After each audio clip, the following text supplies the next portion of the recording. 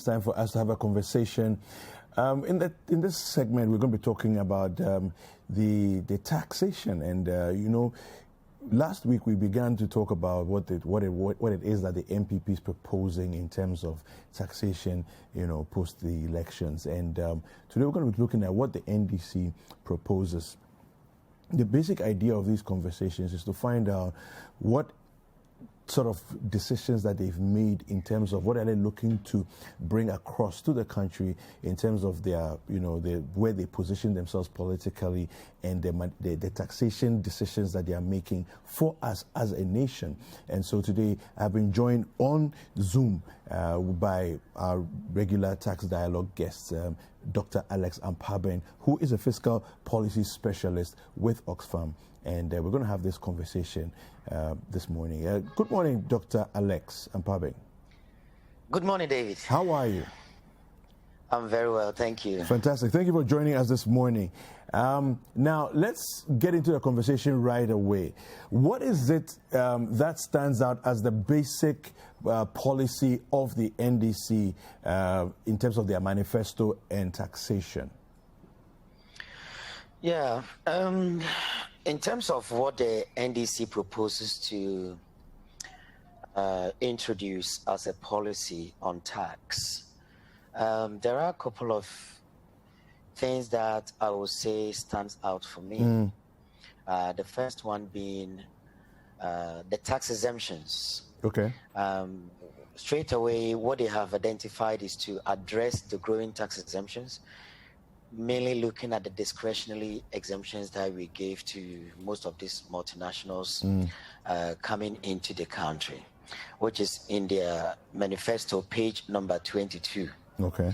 There is also the need, or they have identified the need to broaden the tax base, believing that we are not capturing enough within the tax net, and there's a need to bring more, expand the base in order to bring more taxpayers into the tax net. Yeah. Another thing that also stood out for me is the decision or the proposal to improve tax collection. You might have all the wonderful tax policies and the structures in place, but if the issue of collection, where the leakages actually happens, are not properly tackled, then there is a challenge. Another crucial thing is the abolition of corporation taxes for small businesses. Okay. What the NDC is proposing is that if they come into power from 2021, they want to abolish corporation taxes for small businesses. Okay. In other words, small businesses, I don't know what definition they are going to use to determine what is a small business. Yeah. But what they're saying is that small businesses, whether they're in the GRA or the NBSSI classification, the point is that they want to make sure that small businesses are taken off completely from corporation tax. Okay. Again, the type of tax those small businesses will be paying is not clear. The proposal did not talk about whether they'll be subject to normal income taxes, which in a way could potentially be higher, or they could be a gross turnover type of taxes, like it happens in countries like Lithuania and Albania, where companies which have Albania, for example, if you have less than £35,000 or say $40,000 a year, then you just pay 4% in as a gross turnover tax. So 4%, whatever income you get, if you're under $40,000, straightforward. Yeah. You have the same in Lithuania. Their own is about 25,000 because of exchange rate. They put it as in pounds as 19,000 pounds. So if you're making around $25,000 in Lithuania, then you have a choice either to file for normal corporation tax, in which case you'll be entitled to all those benefits associated with the filing process, or you just opt for a normal 4% or gross turnover based type of taxation. So I'm not sure if this is what the NDC is proposing, but it's kind of a bit blank to say we are going to abolish corporation taxes for small businesses. We are no definition of small business, so we can't say much there. And number two, We are not sure what type of tax exactly are they proposing. Okay. And then another thing that also stood out for me in the proposal is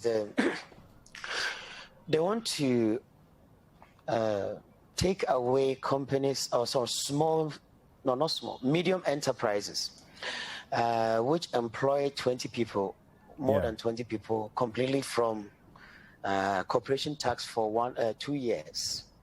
So according to the proposal, if you establish a new company and it's classified to be a medium-scale enterprise, and you're able to employ more than 20 people, then for a period of 2 years, there will be no taxes for you, which is in their manifesto, page number 23. However, if you're a newly established medium-scale enterprise or medium company and you're employing less than 20, so from 1 to 20, then you'll have a 1 year tax, corporate tax exemption. Okay. So here it's probably a bit of, should I say, a bit of counterproductive here, because there's a campaign on page 22 on abolishing, trying to reduce discretionary tax exemption. But then majority of the proposal is also looking at introducing more, what could be more of statutory exemptions. Okay. So for example, if you go to page 24 of their manifesto, you go to page 40, you go to page 42, you go to page 54 and page 98. All these pages are really much advocating for tax exemptions. Even though the manifesto says that they're going to scrap that. Yes. Okay. They're not saying they're going to scrap it. On page 22, what they are saying is that they want to avoid discretionary exemptions. Okay. You have the statutory exemptions and then the discretionary. Under the statutory are what is already in the tax books. So a company, once you set up, those exemptions are already defined. Yeah. So if you set up in, say, Sefi, for example, Western North, you might be having maybe 2% or 5% tax rate, just for demonstration. So it doesn't matter, as long as you fall within those classifications and the locational incentives will kick in, which is the statutory one. But then, in addition, we have the discretionary exemptions, which normally companies, mainly the multinationals, which are more powerful, kind of push and use their power to influence to get exemptions which are not already in the books, but they are more specific to the activity or to the project they want to undertake. So in page 22, they want to reduce discretionary exemption, which is costing Ghana millions of Ghana cedis.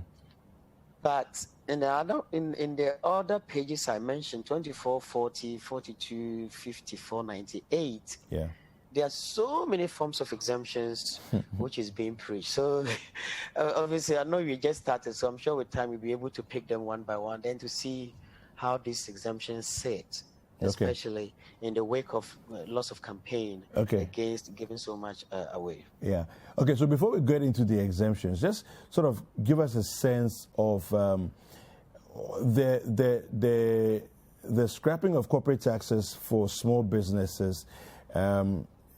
Position that next to what we have for some small companies now of the flat rates, because I know that exists at the moment, where we have some kind of like a flat rate for small organizations, sole proprietorships and small businesses and so on and so forth. How does that work? So does that mean that all those things will go away? Is that the idea? I'm not sure. Well, there are two different things I'm sure you're talking about here. We have the VAT flat rate, which is different. But here we're looking at the taxes specifically on income companies or businesses. So income tax rate, On income tax, we have small businesses which pay presumptive-based taxation. So under the presumptive-based taxation, it doesn't matter how much income you make. So they look at the size of your shop, the location of your business, and few indicators to determine the the tax liability. Okay. Yeah, the emphasis is more on those businesses which are within the informal sector. But in terms of the proposal, I'm sure it's not about the informal sector, because the proposal is saying we are taking small businesses off corporation taxes. Okay. So I'm not pretty sure whether they are going to use the size of the business or the income. Yeah. So it might come up to say, if you're a business making less than $10,000 or making less than, let's say, $50,000, you'll be classified as a small business. So in that case, you don't have to go about doing filing. You would now be required to maybe undertake, what do you call it, gross turnover based type of tax. So this is where I'm looking at. But as it stands, we don't have a flat rate for limited companies. Okay. So companies which have been registered do have to go through the normal corporate tax filing processes, which I believe is one of the challenges that is causing lots of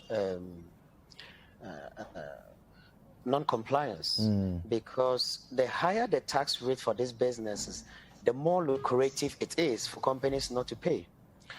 Seychelles, I was talking about Seychelles last week. They had the same challenge like Ghana. They have lots of informal sector.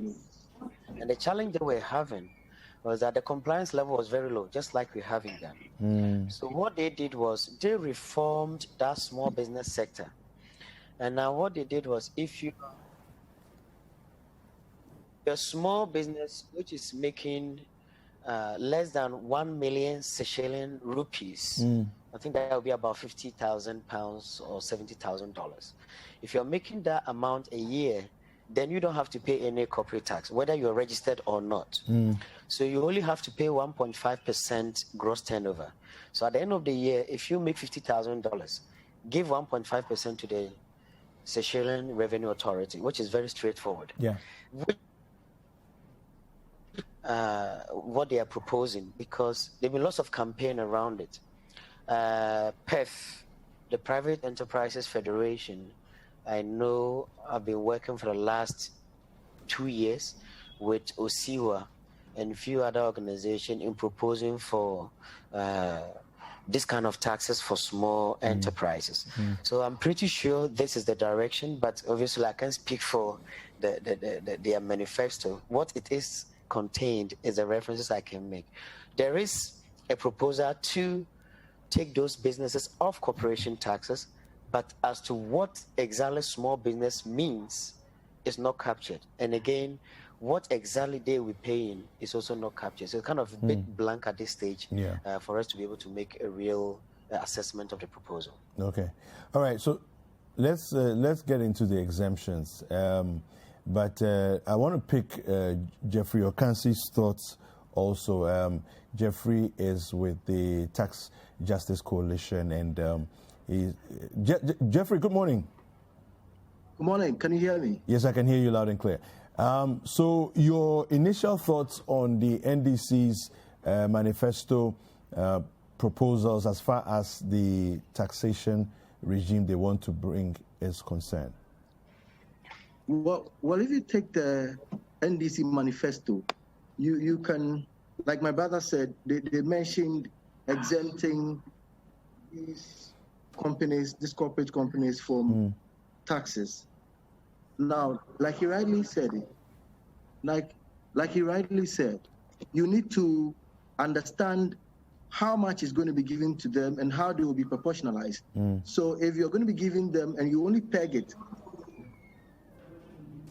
if you put it clearly that you are going to make sure you are going to grant them these incentives, and the peg, they mentioned, they said the rural investor incentive. Now the peg was persons who are going to be doing business and employing 50 persons. Now when you state 50 persons, clearly you have just opened the door for somebody to employ people at certain levels where maybe the income levels will be very low. The security man is among the 50 persons. The drivers are among the 50 persons. It's a good creation of jobs. So somebody can easily, quickly go into these areas, invest, and get 20 or 40 people who are farm hands. And when they are farm hands, how much of the monies and profits goes to the community where the company is actually located, you realize that they'll just get a little. It happens on a big scale where the mining companies in the extractives and the oil companies, when they come to the country, they come with a tag that they'll create employment for our citizens. Yeah. But at what level do they create these jobs? And how much stays in? And how much of our raw materials would they be using and involving us by tapping into our labor? What if I go there and invest in this rural area, and all I do is that I employ 40 security persons and pay them just 200 cedis? They will still be below the minimum wage level. Yeah. And I'll still be saying that I've created job for people. Okay. And then maybe the next 40 again I employ, they will also be just farm hands. So we're saying, come out and state clearly what this qualification will be like. How many companies qualify for what? Now, when I go to the next area where they talk about,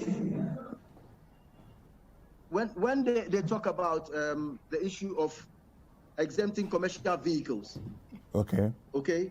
Yes, I don't have a problem with them exempting the commercial vehicles, but the specifications must be clear, because if you say commercial vehicles on a large scale and just leave it like that, persons are going to be bringing cars that they will say are commercial vehicles, but they use them for their private use. A contractor might bring 10 Tundras, and then tell you that all those 10 Tundras are for commercial use, and that he's going to use it in his construction company. But at the end of the day, might be using them for his private or sell them. So we are okay with them when they put the incentives there, but we are saying they should cut the incentives right and make sure there are tags so that people do not take advantage of these incentives that they are putting into place. When they said they are going to put something to the companies to give incentives, we have a strong view that beyond just giving incentives, we also think that when investors come into areas, they look for three things. They look at security, they look at labor, and they also look at one very major incentive, which is raw materials. So let's rather focus on how to make available raw materials to these companies. How do we also upgrade the skills of our people such that when these companies come, they can feed in? And then finally, look at how the secured and operational business processes can be. If we improve the business processes, the current government is doing something, but we're saying that when we look at what the NDC also proposes to do, clearly you can see that both of them are talking about one thing, that is accelerating the process of doing business. Now, the NDC states clearly that they are going to be making sure that they will give opportunities for people to be employed. But we should want also to see that they are also going to put improvement systems in place that will make, one, collection processes very, very, very smooth. Also, the next thing to be that they will put systems in place so that companies do not abuse some of the incentives processes that are available, like the free zones area. So we are begging them, the NDC, wonderful proposals we've seen over there, but we're cautioning them that they do not open the door for persons to take advantage, like the free zone situation, where companies come into this country, operate for 9 years, and then on the 10th year when they have to pay taxes, then they change their company names and flip to the next side. All right. So, Dr. Ampaabeng, you mentioned about the exemptions and the fact that there are different categories of exemptions and all of that, and you have some kind of reservations with some of them and all that. Can you take us a little bit into that conversation? Is it better? Yes. The exemptions that we normally give in Ghana, as I said, we have the statutory exemptions, and we have the discretionary. So the statutory ones are already, before you walk into Ghana shores to start a business, these are already provisions in our tax codes to say whoever is starting a particular type of business, whether it's by location or it's by a particular set of activity, you are going to get tax exemptions. These are already in our books. But then you have the discretionary exemptions, which is the one normally killing Ghana. A particular company walks into our doors and said, I want to start this business. And then the next minute, they use their power and their influence to be given a special treatment. I think that's the word I will use. So the discretionary ones are the ones that companies will ask for special dispensation or treatment because they believe that by venturing into that sector, they deserve to be given those particular exemptions. None of these exemptions are bad, but the point we are trying to make is that it's good to have the exemptions, but there should be cost-benefit analysis for each exemptions. Okay. Over the years, what Ghana is very good at is just giving the exemptions away. Some of those exemptions have outlived their usefulness. Some of them, we've given them for years. Nobody is monitoring to see, are we really getting value for money? The real form of exemption is when it moves with policy directions. So to give an example, during the credit crisis, the UK introduced what they call the annual exemptions amount, AIA, which is if a company invests into a particular sector or involve the use of machinery or stuff like that, which the government believed that by investing into those capital expenditure is going to lead to expansion and creation of jobs. Those companies were allowed to deduct up to the full amount. It started with £250,000. It came to £500,000. And then as the economy started recovering, they moved it to 100,000, 50,000, 25,000, and then they phase it out. So you see, they look at, as the recession, the country was coming out of the recession, they were adjusting the annual exemption amount accordingly. Okay. You come to Ghana, ours doesn't work that way.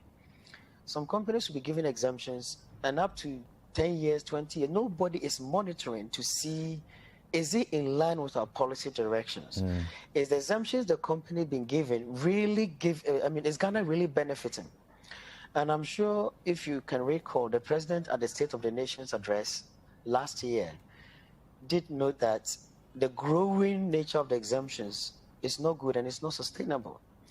And if we don't stop the rate that we are going, in about 16 years' time, you'll be giving more than half of every money we collect in this country away.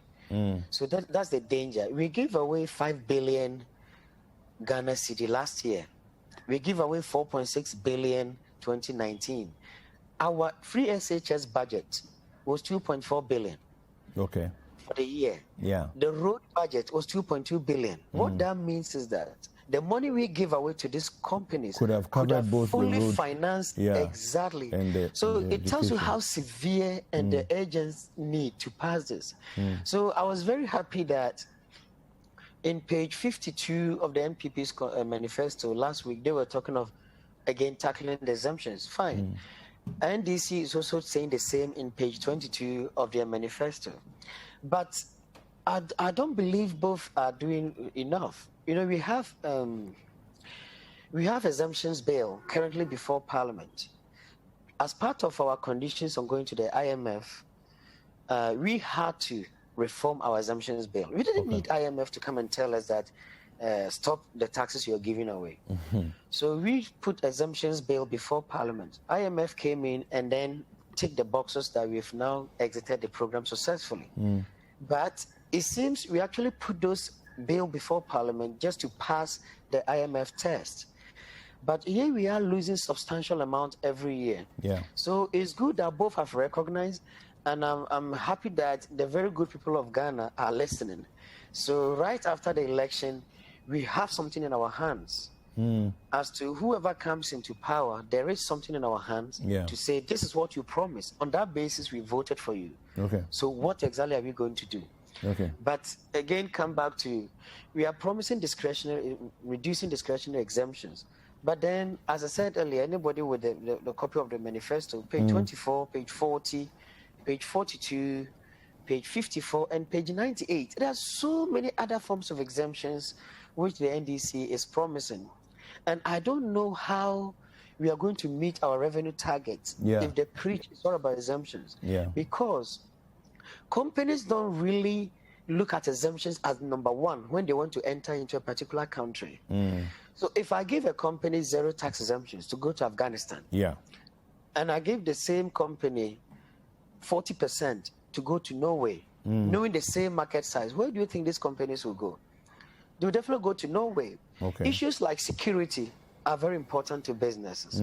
Issues like infrastructure, quality of roads are very important. Okay. Issues about law enforcement. So the things that we can do better, let's look at how do we get businesses to come here. Ghana has a very wonderful politically, it's a politically stable country. Yeah. So we don't need to be giving us so much away. So we're already an attractive place anyway. Excellent. Yes. Okay. Yes. Okay. So there are so many things that going forward, I hope that and I was hoping that they would have picked that rather than promising so much exemptions, because it's not necessarily about exemption. Yeah. You're talking about giving MSMEs special tax breaks. Sometimes what they need will be some small government funding and government guaranteed loans, or making sure banks are equipped to be able to support these businesses. They need funding because they don't pay tax if they don't make profit. So let's get it clear.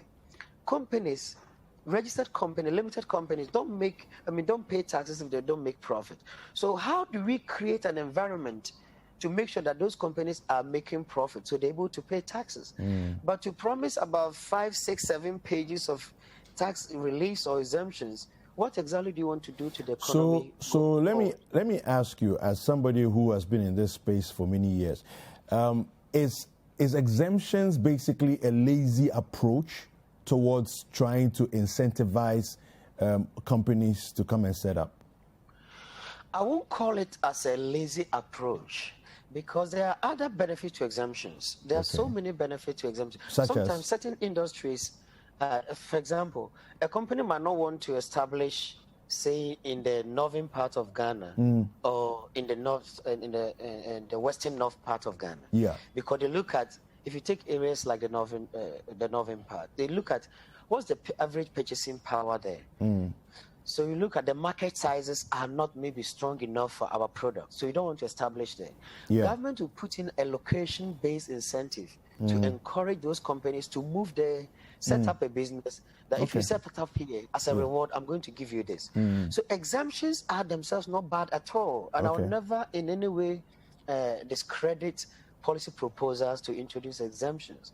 My concern is that it seems most of these exemptions are more about appealing to small businesses. Remember, small and micro and medium enterprises make up about 92% of the business sector, most of which are local. So sometimes it kind of speaks to, is it because a political party is looking for vote or favor within certain segment of the voting population? That's why we are promising so much exemptions. But I would think government coming up or political parties coming back and say, we are going to make this business environment X, Y, Z available. We are going to give this package, you're going to give these loans, you're going to encourage the banks to give this, you're going to do this infrastructure. Businesses need this more. They won't pay taxes if they don't make profit. So the issue is, how do they make the profit in the first place? Should be the angle to look at, whilst looking at other exemptions to support the businesses in areas that will put them in a disadvantaged position. So exemptions are good, but it has to be targeted, it has to be monitored and reviewed, it has to be reported on annually to see what are we getting as a country for granting exemptions, and not just promising and giving away the taxes that we don't already have anyway. All right, okay, thank you very much. Geoffrey? Yeah, right. I'm here. So just wrap this up for us. Your final thoughts on the issue of exemptions and as far as the NDC manifesto is concerned. Right. I would rather propose for them. I think we've done a good scrutiny of what they have done so far, but I would propose for them to have. I think some of the areas they should have spoken about clearly for us to see is about the tax exemptions bill, their will and their commitment to it, and what they would do if they had come to power today. What would they do with it? I think they should also have touched on tax irregularities. You know, we thought that was going to be very, very important, a point to talk about tax irregularities, because as we speak today, from the Auditor General's reports, tax irregularities contributed 89% of the whole thing that happened. And it amounted to a total amount of 694,623,450 Ghana cedis. That was a huge amount. And a total amount of 108,502 $5,000 is actually owed by 3,696 companies. So you see, these are some of the issues that stand in. When you look at the recommendations that the Auditor General gave to the government, they said strengthen monitoring and supervision of staff, 2, improve efficiency of tax collection, and then apply sanctions prescribed by tax laws on defaulters. These 3 things have been the core of our advocacy. A lot of the times we've visited your studios. So we thought they should have focused on that. And now they were very quiet on sin taxes. Sin taxes are taxes that you can put on tobacco and alcoholic products. You quite recollect that during this period of COVID, it was clear that persons who died had diseases that underlined their cases. And it was clear that these were persons who were falling foul because of their health conditions. So clearly, if you put sin taxes there, what it does is that it reduces the intake of alcohol and tobacco. Then on the second jump, it rather gets income generation for the country. So finally, I think finally, I would think that it is not too late.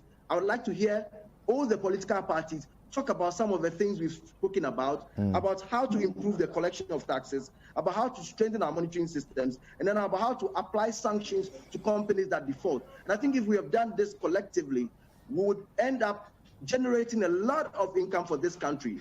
Trust me and believe me, there is nothing free all over the world. There is nothing free. Free education, free healthcare, they all come at a cost. And then the only thing that happens is that it is free at the point of need. And I finally repeat, it is free at the point of need. It is paid for by the taxes that are collected, the revenues that are generated. So let us all make sure that we are going to educate ourselves and commit to the duty of paying tax for what it is about. Even in the religious circles, people pay tithes. Thank you. So let's make sure that to have a collective nation, a godly nation, let's be committed to paying taxes. It is godly to pay taxes. It is godly to build this country together so that we cut our way away from the donor things. The only way you can talk and be relevant in the world is to generate your own resources, start economic nationalism views by developing your strength to produce. Thank you very much. Less from outside. Thank you very much, Geoffrey. Thank you very much, Geoffrey. We've been speaking with Geoffrey Ocansey, who is the Executive Director of Revenue Mobilization Africa, and also a member of the Tax Justice Coalition, and to Dr. Alex Ampaabeng, who is a fiscal policy specialist with Oxfam. Hi there. We hope you enjoyed the show. Make sure to subscribe, like, comment, and share with your friends. This is Breakfast Daily on City TV. Join the Breakfast Daily team Monday through Fridays from 7:30 a.m. to 10. Join us for breakfast daily, only on City TV.